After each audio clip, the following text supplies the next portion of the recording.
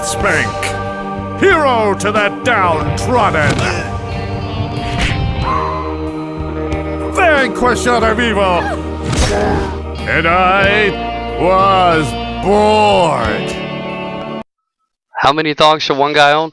Well, none unless you're into that sort of thing, but only one thong seems to be a problem for the star of Hothead's newest addition to the Deathspank series, the baconing. Our hero Deathspank learns too late that owning 5 thongs of power and putting them on at once is a bad idea. Upon doing so, an evil robot version of himself known as the Anti-Spank is created, and the Anti-Spank only wants to destroy the crazy, distorted vision of the future that this game takes place in. So Deathspank must travel around in search of magical fire to burn each one of the thongs before he can defeat the Anti-Spank and save all of humanity. The random encounters with citizens or animals of the future as you start your journey are definitely worth talking to. What do you know of these foul creatures? Fascinating. A blend of my ancient orcish foes and technology. I too noticed that.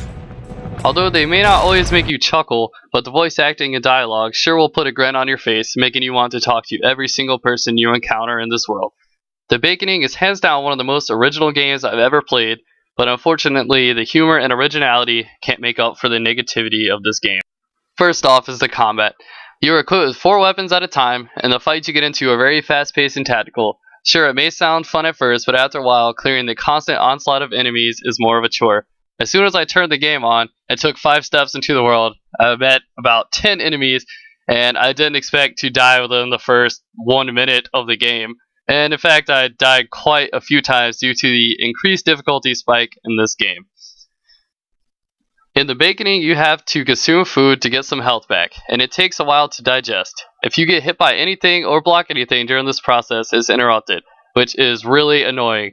It doesn't sound hard until you're paired up against an onslaught of enemies that use ranged weapons that can hit you from very far away with attacks that are virtually unblockable.